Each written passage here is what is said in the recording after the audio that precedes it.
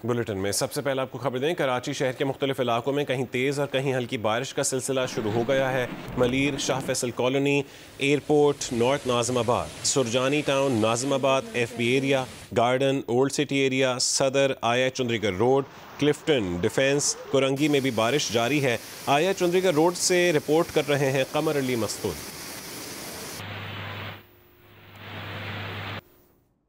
जी, कराची के शहरियों का इंतजार खत्म हुआ। शहर में तेज बारिश का सिलसिला शुरू हो चुका है।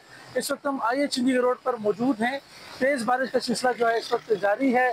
MA जिन्ना रोड, ओल्ड सिटी एरिया और अतराफ में भी तेज बारिश हो रही है। इसके अलावा जो है वो शार फैसल पर भी बारिश का सिलसिला जारी है। एयरपोर्ट, मॉडल कॉलोनी, मलीर, रफ़ा आम में भी बारिश हो रही है। कोरंगी, लांडी और मलीर के दीगर इलाकों में भी इसी तरह हल्की और तेज़ बारिश का सिलसिला जारी है। आइए चंडीगढ़ रोड पर इंतहाई खूबसूरत मनाजिर हो गए हैं। तेज़ बारिश के बाद शहरियों को जो है वो बेचैनी से इंतज़ार था जो है वो बारिश का, और बारिश जो है शुरू हो चुकी है। इसी तरह जो है वो सुरजानी, न्यू कराची, नाज़िमाबाद, नॉर्थ नाज़िमाबाद में भी बारिश का जो है वो सिलसिला वक्फे वक्फे से जारी है। नॉर्थ नाज़िमाबाद में बारिश के शुरू होते ही बिजली की फराहमी भी जो है वो मुअत्तल हो गई है। महकमा मौसमियात का कहना है कि 23 अगस्त तक जो है बारिश का सिलसिला जारी रहेगा। इस दौरान जो है वो अर्बन फ्लडिंग का भी खतरा है। ट्रैफिक पुलिस ने शहरियों को ये हिदायत की है कि वो कम स्पीड में जो है वो ड्राइविंग करें ताकि किसी हादसे का सबब जो है ना बने, क्योंकि शहरियों का ये ट्रैफिक पुलिस का कहना है कि बारिश के बाद सड़कों पर जो है वो फिसलन बढ़ गई है। महकमा मौसमियात का कहना है कि आज शहर में हल्की और तेज़ बारिश का सिलसिला इसी तरह जारी रहेगा। जी, कमर अली मस्तूई हमें अपडेट कर रहे थे। कराची के मुख्तलिफ इलाकों में इस वक्त भी हल्की और तेज़ बारिश का सिलसिला जारी है। गुलशन मेमार, PECHS2, डिफेंस, क्लिफ्टन, कुरंगी और मुख्तलिफ इलाकों में भी सुबह होते ही बारिश का सिलसिला शुरू हुआ। काले बादल छाए, घटाएं चलीं और उसके बाद बारिश का सिलसिला शुरू हो गया। कहीं तेज़ और कहीं हल्की बारिश का सिलसिला इस वक्त भी शहर में जारी है। कराची के मुख्तलिफ इलाकों में मौसम खुशगवार हो गया है और इस वक्त बारिश का सिलसिला जारी है।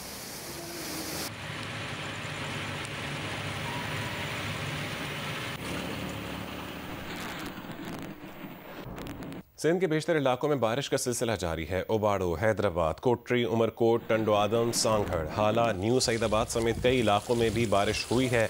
बारिश से ट्रैफिक की रवानी मुतासर हुई है। नशीबी इलाकों में पानी खड़ा हो गया है।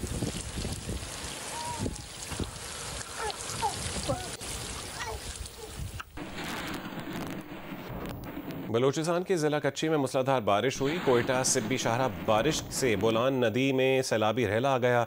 सैलाबी रेले से बीबी नानी पुल को नुकसान पहुंचा है। बीबी नानी पुल के मकाम पर कोयटा सिब्बी शाहरा को ट्रैफिक के लिए बंद कर दिया गया है। डिप्टी कमिश्नर कच्ची ने कहा है कि मुसाफिर कोयटा से सिब्बी के लिए सफ़र ना करें।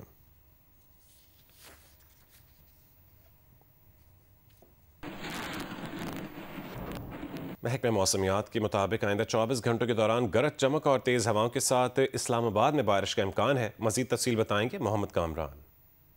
जी, गुज़श्ता चंद रोज़ से इस्लामाबाद और रावलपिंडी शहर के अंदर वक्फे से तेज़ और गरज चमक के साथ बारिशों का सिलसिला जारी है। आज सुबह भी इस्लामाबाद में बाज़ मकामात पर हल्की और तेज़ बारिश हुई है, जिसके बाद इस्लामाबाद का मौसम काफ़ी खुशगवार है। लेकिन इंतज़ामिया की जानिब से भी बार बार लोगों को हदायत की जा रही है कि नदी नालों और तुग़यानी वाले इलाकों से जो है वो शहरी दूर रहें ताकि किसी भी किस्म के बड़े हादसे से बचा जा सके। इसके अलावा आपको बताते चलें कि महकमा मौसमियात ने ये पेशन गोई की है कि आइंदा 24 घंटों के दौरान इस्लामाबाद में मतला अबर आलूद रहने के अलावा गरज चमक और तेज़ हवाओं के साथ बारिश है। इसके अलावा बाज़ मकामात पर मूसलाधार बारिश भी हो सकती है। जी, चकवाल शहर और गिरदोनवा में वक्फे से मूसलाधार बारिश का सिलसिला जारी है। शिमाली और जनूबी वज़ीरिस्तान, गिलगित, कोयटा, हरनाई में भी बारिश हो रही है। सिंध में ओबाड़ो, कोटरी, उमरकोट, टंडो आदम, सांगढ़, हाला, न्यू सईदाबाद समेत कई इलाकों में भी बारिश हुई। कराची में भी बारिश का सिलसिला जारी है।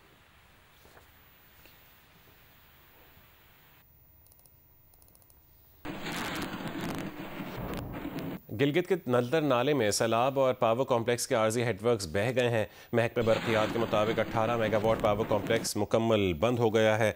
गिलगित शहर में मुकम्मल तौर पर बिजली की फरहमी मुअत्तल है। नलतर पावर हाउस की बहाली का काम सुबह रोशनी होने पर दोबारा शुरू कर दिया गया है।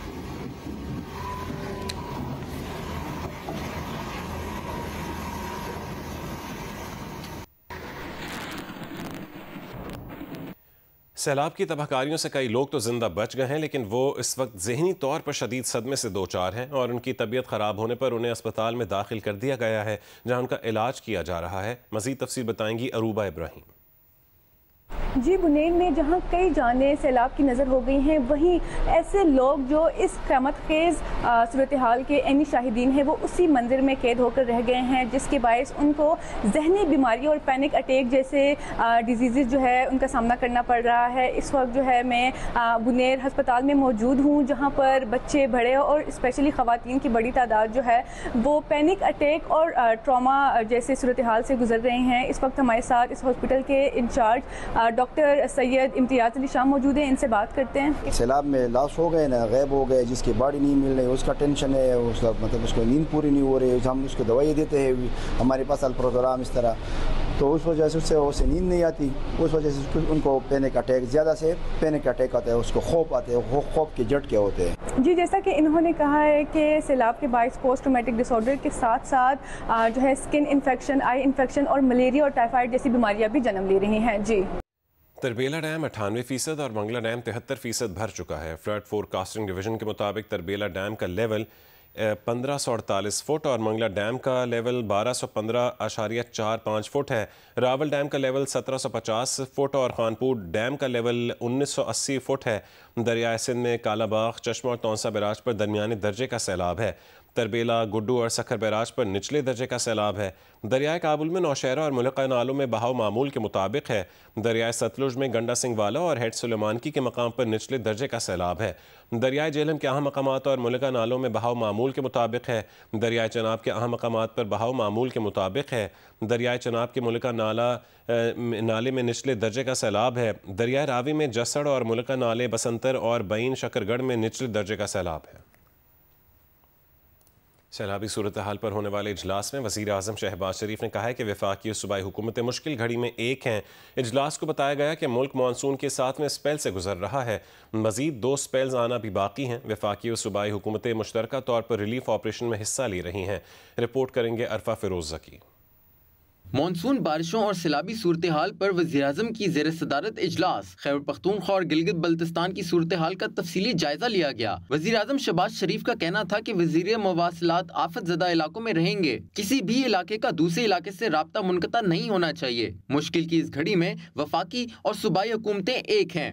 जो इमदादी सामान की तरसील जारी है उसकी भी निगरानी करेंगे ताकि वो फौरी तौर पे जो है मुतासरीन तक पहुंचाया जा सके। इसमें वज़ीर आज़म साहब ने बिल्कुल वाज़ेह किया कि ये एक कौमी फरीज़ा है, इसमें कोई फेडरल गवर्नमेंट, कोई प्रोविंशियल गवर्नमेंट नहीं, हम सब एक हैं और मिल के इस डिजास्टर की सिचुएशन को इंशाअल्लाह ताला हम हैंडल भी करेंगे और इससे निकलेंगे भी। चेयरमैन NDMA लेफ्टिनेंट जनरल इनाम हैदर ने बताया मानसून के मजीद 2 स्पेल बाकी हैं। 8वां स्पेल 23 से 30 अगस्त जबकि 9वां 1 से 10 सितंबर तक जारी रहेगा। क्लाइमेट चेंज की वजह से हमारे ग्लेशियर्स तेज़ी से पिघल रहे हैं, जिसकी वजह से न सिर्फ इस साल बल्कि आगे आने वाले सालों में शायद ये ख़तरा थोड़ा सा ज़्यादा भी हो सकता है। तो इसके फुटहिल्स में, दामन में जो तमाम नशेबी इलाके हैं, जिसमें GB, KP के, आज़ाद जम्मू और कश्मीर और कुछ रावलपिंडी, इस्लामाबाद के भी मुल्का इलाके, ये उसकी जद में आएंगे। अगले 24 घंटे के अंदर तमाम शाहराहें खोल दी जाएंगी।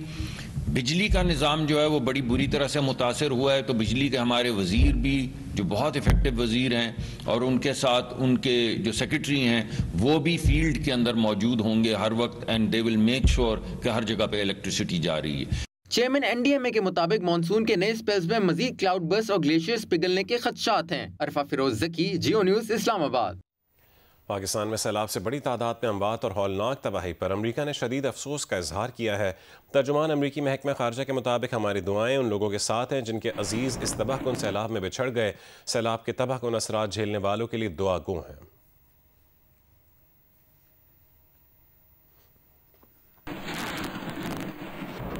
सोशल मीडिया पर वज़ीर आला खैबर पख्तूनख्वा अली अमीन गंडापुर का एक वीडियो क्लिप वायरल हुआ है जिसमें वो सैलाब ज़दगान को पैसे बांटते हुए नजर आ रहे हैं। वज़ीर आला के तर्जुमान ने कहा है कि ये वीडियो सैलाब ज़दगान में इमदाद की तकसीम की नहीं है, ये कुछ दिन पहले की है और वज़ीर आला मामूल के मुताबिक लोगों को पैसे दे रहे हैं। चीन और भारत को एक दूसरे को शराकतदार समझना चाहिए, दुश्मन या ख़तरा नहीं। चीन के वज़ीर ख़ारजा वांग यी ने की भारतीय हम मनसब जयशंकर से नई दिल्ली में गुफ्तगू हुई। वांग यी ने कहा है कि चीन और भारत को दुरुस्त स्ट्रेटेजिक मफाहमत कायम करनी चाहिए।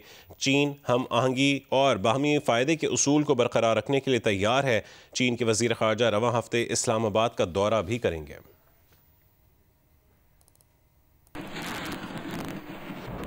रूस ने यूक्रेन में नेटो फ़ौज की तैनाती से मुतालिक यूक्रेन और यूरोपीय रहनुमाओं की तजवीज़ मुस्तरद कर दी है। अमेरिका के सदर डोनाल्ड ट्रंप ने रूस के सदर पुतिन से टेलीफोन पर तवील बातचीत की है, जिसमें सदर पुतिन ने अमेरिकी हममनसब को आगाह किया है कि वो यूक्रेनी हममनसब ज़ेलेंस्की से मुलाकात के लिए तैयार हैं। रूस और यूक्रेन के सदूर की मुलाकात अगस्त के आखिर तक होने की उम्मीद जाहिर की गई है। तहम यूरोपीय मीडिया के मुताबिक सदर ट्रंप ने यूक्रेनी सदर और यूरोपीय रहनुमाओं से बातचीत के दौरान ही सदर पुतिन को टेलीफोन कर दिया था।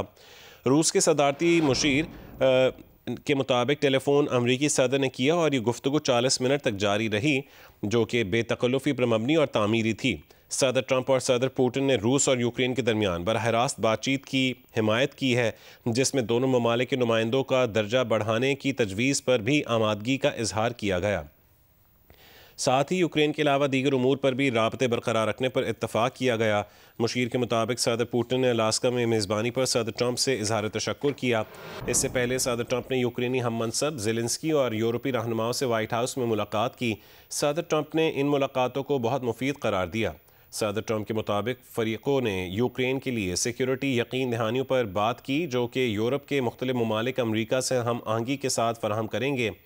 रूसी वजारत ख़ारजा का कहना है कि वो बारहा वाज़े कर चुके हैं कि वो ऐसी कोई भी सूरत हाल कबूल नहीं करेंगे जिसमें यूक्रेनी फ़ौज के साथ नेटो ममालिक शामिल हों। अमरीकी टीवी के मुताबिक सदर ट्रंप ने मशवरा दिया था कि अमन बातचीत में ये तजवीज़ भी पेश की जाएगी कि यूरोपीय क़यादत में अमन फ़ौज तैनात की जानी चाहिए ताकि रूस दोबारा यूक्रेन पर हमलावर ना हो सके। इस सवाल पर कि आया अमरीकी फ़ौज भी इस अमन दस्ते में शामिल होगी, सदर ट्रंप ने कहा है कि यूरोप हरावल दिफाई लाइन है क्योंकि वो वहाँ मौजूद है। ताहम अमरीका भी यूरोप की मदद करेगा और अमरीका भी शामिल होगा।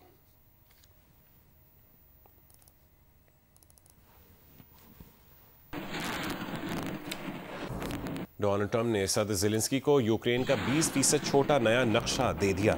रूसी मीडिया ने अमरीकी अखबार के हवाले से दावा किया है कि कीव ऐसी कोई भी डील कबूल नहीं करेगा जिसमें यूक्रेनी इलाकों का कंट्रोल रूस के हवाले करने की बात की जाएगी, और उसका इसरार है कि मुकम्मल अमन मुआहदे से पहले जंग बंदी की जाए। अखबार के मुताबिक कीव ने यह भी शर्त रखी है कि रूस इस तनाज़े का हर्जाना अदा करे जो कि मुंजमद रूसी असासों के ज़रिए भी अदा किया जा सकता है। इससे पहले एक और मगरबी अखबार की रिपोर्ट के हवाले से दावा किया गया था कि जंग के दौरान रूस में शामिल हुए मशरक़ी इलाकों से यूक्रेन ने दस्तबरदार होने पर गौर का इंदिया दे दिया है। यूक्रेन इस बात पर आमादा है कि वो नए इलाकों पर रूस का फिलवाक़े कब्ज़ा तस्लीम करने पर गौर करे, ताकि इस कब्ज़े को रूस का कानूनी हक़ तस्लीम करने को तैयार नहीं। मीडिया रिपोर्ट्स के मुताबिक यूरोपीय रहनुमाओं ने अमन मुज़ाकरात से पहले जंग बंदी पर जोर दिया, मगर सदर ट्रंप का कहना था कि ये अमल ज़रूरी नहीं, वो चाहते हैं कि जंग का मुस्तकिल हल निकालें। सदर ज़ेलेंस्की ने कहा है कि जंग बंदी के लिए तमाम जंगी कैदियों का तबादला भी किया जाना चाहिए। यूक्रेनी सदर ने अमरीकी हममनसब से ओवल ऑफिस में मुलाकात की।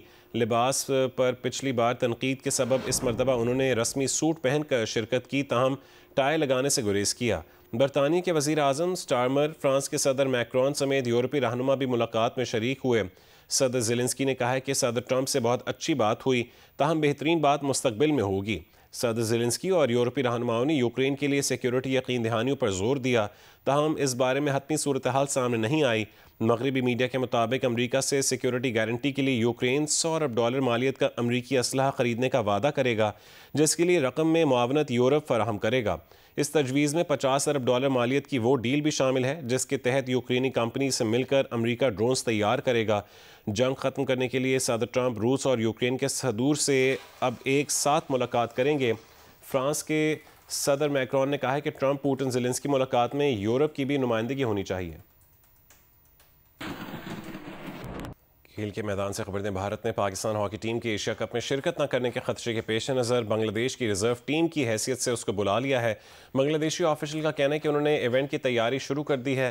पाकिस्तान हॉकी फेडरेशन की जानिब से 1-2 रोज़ में ऐलान मुतवक्के है। एशिया कप हॉकी टूर्नामेंट 29 अगस्त से 7 सितंबर तक भारतीय रियासत बिहार के शहर राजगीर में खेला जाना है। बांग्लादेश हॉकी फेडरेशन के एक ऑफिशियल ने तस्दीक की है कि उन्हें हॉकी इंडिया की जानिब से खत मौसूल हो गया है, जिसमें AH की जानिब से एशिया कप में शिरकत की बाज़ाब्ता दावत दी गई है। बांग्लादेश हॉकी टीम पाकिस्तान की जगह रिजर्व टीम के तौर पर हिस्सा लेगी। दूसरी जानिब पाकिस्तान हॉकी फेडरेशन ने एशिया कप में शिरकत न करने के हवाले से ताहाल बाज़ाब्ता ऐलान नहीं किया। ज़राए का कहना है कि PHF ऑफिशियल्स कल इस हवाले से ऐलान कर सकते हैं। भारतीय मीडिया का कहना है कि भारतीय हुकूमत ने पहले ही ऐलान किया हुआ था कि अगर पाकिस्तान ने वीज़े अप्लाई किए तो जारी कर दिए जाएंगे, लेकिन अगर वो इंडिया नहीं आना चाहते तो ये उनका मसला नहीं है। वफाकी वज़ीर दाखिला और चेयरमैन PCB मोहसिन नकवी से पाकिस्तान हॉकी टीम के कप्तान इमाद शकील भट्ट ने मुलाकात की और कौमी हॉकी खिलाड़ियों के वेलफेयर और प्रो हॉकी लीग के इशू पर बात की। चेयरमैन PCB मोहसिन नकवी ने हॉकी के खिलाड़ियों के लिए 10-10 लाख रुपए इनाम का भी ऐलान किया। कौमी हॉकी टीम के कप्तान इमाद शकील भट्ट ने लाहौर में वफाकी वज़ीर दाखिला और चेयरमैन PCB मोहसिन नकवी से मुलाकात की। मोहसिन नकवी ने उन्हें निशान इम्तियाज़ मिलने पर मुबारकबाद दी। इमाद भट्ट ने हॉकी के खेल की बहाली और प्रो हॉकी लीग में शिरकत के इशूज़ से आगाह किया। मोहसिन नकवी ने हॉकी के खिलाड़ियों के लिए 10 लाख फीकस इनाम का ऐलान किया। मोहसिन नकवी ने कहा कि हॉकी खिलाड़ियों के मेडिकल और फिटनेस केसेस को PCB की मेडिकल टीम हैंडल करेगी।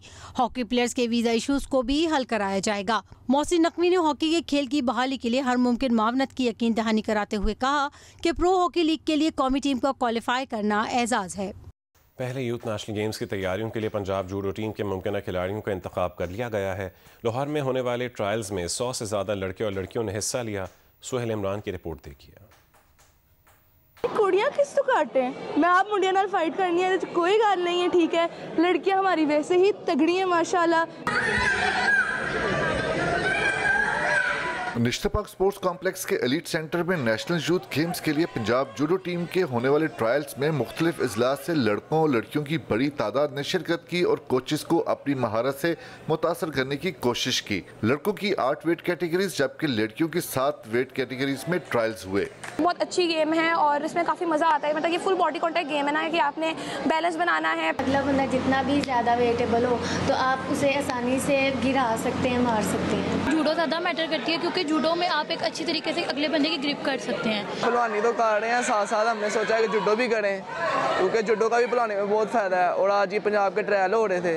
22 अगस्त से शुरू होने वाले कैंप के लिए हर वेट कैटेगरी से 2-2 खिलाड़ियों का इंतखाब किया गया है, जबकि कैंप के दौरान यूथ गेम्स की टीम के लिए हर वेट कैटेगरी से 1-1 खिलाड़ी रखा जाएगा। कोयटा में सिक्योरिटी फोर्सेस ने कार्रवाई करते हुए बलूचिस्तान IT यूनिवर्सिटी के लेक्चरर डॉक्टर उस्मान काजी को दहशतगर्दों की सहूलतकारी के इल्ज़ाम में गिरफ्तार कर लिया है। वज़ीर आला बलूचिस्तान सरफराज बुगटी ने कहा है कि इस कार्रवाई के नतीजे में यौम आज़ादी के मौके पर सूबे को एक बड़ी तबाही से बचा लिया गया। कोयटा से शाहब उमर की रिपोर्ट देखिए। जो सिक्योरिटी फोर्सेस हैं या के सरकारी मुलाजिम हैं उनको टारगेट करने में इस्तेमाल हुआ था। तो ये काम मैंने किए हैं, उनके साथ मैं मुंसलिक रहा हूँ, ये सहूलतकारी मैंने की है। दहशतगर्दी की सरगर्मी में सहूलतकारी में मुलविस गिरफ्तार लेक्चरर की गिरफ्तारी के हवाले से प्रेस कॉन्फ्रेंस में वज़ीर आला मीर सरफराज बुगटी ने कहा कि उस्मान काजी कालादम तंजीम का अहम रहनुमा था, जिसने क्वेटा रेलवे स्टेशन धमाके समेत मुख्तलिफ दहशतगर्दाना कार्रवाई में सहूलतकारी की। इनका कहना था कि बलूचिस्तान में होने वाली ऐसी सरगर्मियों को महरूमी और पसमानदगी से जोड़ना दुरुस्त नहीं। वज़ीर आला के मुताबिक इस कार्रवाई में एक और दहशतगर्द को गिरफ्तार किया गया है। खुद 18 ग्रेड में पाकिस्तान के स्कॉलरशिप पे पढ़ा है, स्कॉलरशिप पे PhD की है, भाई जो है वो रेकोटिक में मुलाजिम है। इसका मतलब है कि ये तो कहीं से डिप्राइव्ड नहीं है। वज़ीर आला सरफराज बुगटी का कहना था कि वालिदैन अपने बच्चों और उनकी सरगर्मियों पर कड़ी नज़र रखें, क्योंकि गिरफ्तार उस्मान काजी जैसे लोग खुदकुश अमलावर तैयार करते हैं, उन्हें पहाड़ों पर भेजते हैं और ख्वातीन को भी अपने नेटवर्क के लिए इस्तेमाल करते हैं। ये बलूचिस्तान के लोगों को अब ये सोचना चाहिए कि सोसाइटी के अंदर, और फिर मैं पेरेंट्स से ये कहता हूँ कि आप अपने बच्चों पे नज़र रखें कि आपके बच्चे क्या काम करने जा रहे हैं और उन्होंने क्या काम, किस तरफ उनका फोकस है। वज़ीर आला सरफराज बुगटी ने दहशतगर्दी में सहूलतकारी के हवाले से IT यूनिवर्सिटी के लेक्चरर की गिरफ्तारी को अहम कामयाबी करार देते हुए कहा कि इससे मजीद तहकीकात और कार्रवाई करने में रहनुमाई मिलेगी। कैमरामैन एकमी रोजर के साथ शहाब उमर, जियो न्यूज़, क्वेटा। निजी न्यूज़ चैनल के रिपोर्टर खावर हुसैन की पुरअसरार मौत खुदकुशी थी या कत्ल, 2 पोस्टमार्टम के बावजूद हकीकत सामने नहीं आ सकी। मेडिकल बोर्ड ने मजीद सैंपल्स हासिल कर लिए हैं। खावर के वालिद उसे कत्ल करार दे रहे हैं।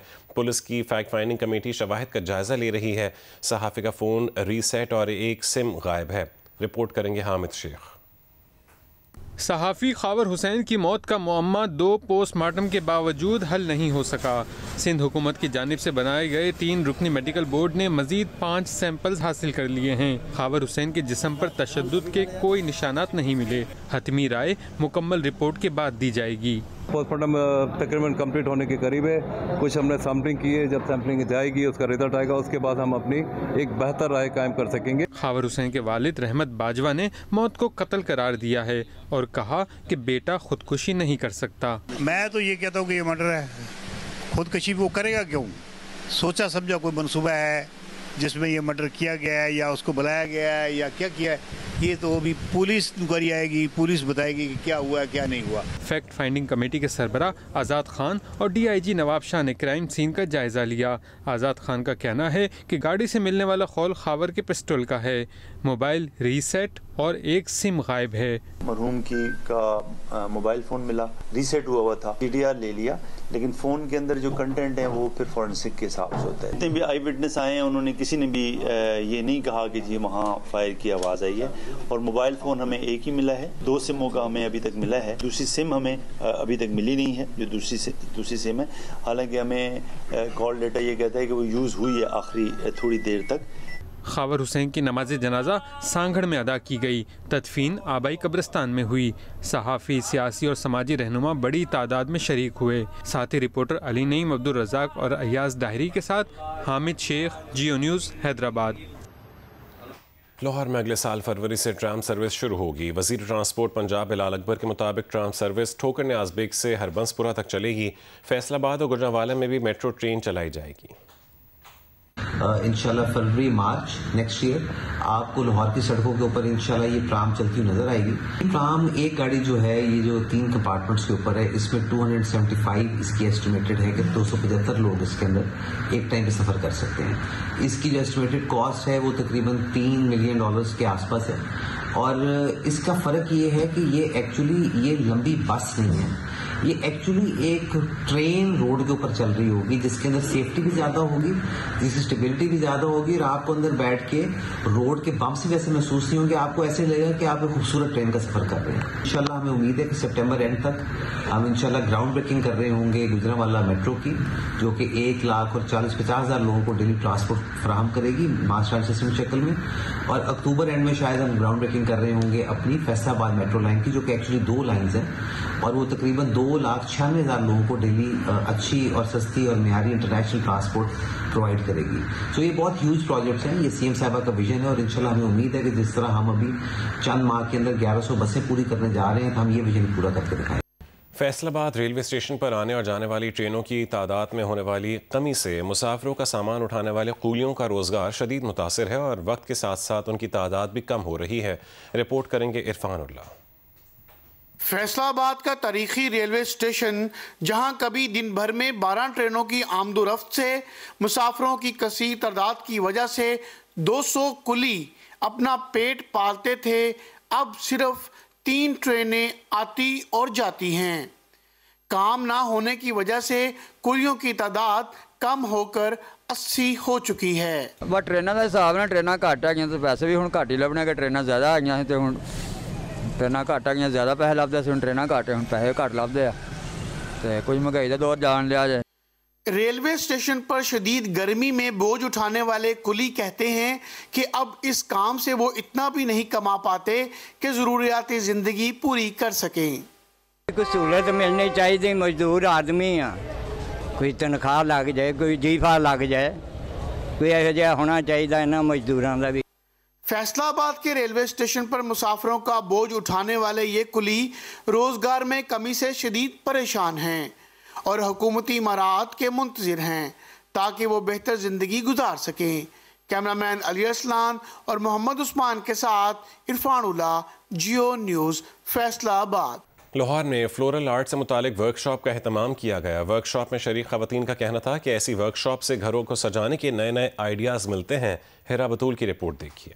एकीबाना लाहौर फ्लोरेटेज सुगेस्टो स्टडी ग्रुप के ज़ेरे एहतमाम वर्कशॉप 78वीं यौम आज़ादी की मुनासबत से मुनक्किद की गई। फ्लोरल आर्ट की माहिर शाइस्ता खावर ने शुरा को बताया कि किस तरह मुख्तलिफ अशिया को इस्तेमाल करके फूलों के मुनफरिद डिज़ाइन बनाए जा सकते हैं। हमारे पास लिबर्टी होती है कि हम किसी भी किस्म का मटीरियल यूज़ कर सकते हैं और इसके अंदर एनीथिंग एनीवेयर, और ये आपकी अपनी क्रिएटिविटी होती है। तो लोगों को मैंने थोड़ा सा इंस्पायर किया by using multiple materials। Workshop में शरीक खवातीन ने फ्लोरल आर्ट के नमूने तख्लीक किए। इनका कहना था कि ऐसी वर्कशॉप न सिर्फ फन में निखार लाती हैं, बल्कि फूलों के साथ वक्त गुजार के जहन को सुकून भी मिलता है। कहीं पर भी आप हों, आप कोई भी चीज जो अवेलेबल हो वो आप यूज कर सकते हैं टू क्रिएट अ डिजाइन जिसके बीच में लाइंस भी हों, जिसमें स्पेस भी हो, कलर भी हो, मैस भी हो। चीजें जो लोग समझते हैं कि ये ऑर्डिनरी चीज है, we make it try and make it into something extraordinary. इसका मकसद जी नई टेक्निक्स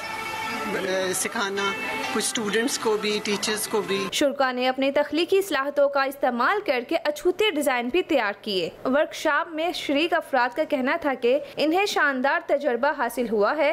सब्ज और सफेद डिजाइन से यौम आज़ादी का खुशगवार एहसास हुआ है। कैमरामैन खालिद खान के साथ हीरा बतूल, जियो न्यूज़ लाहौर।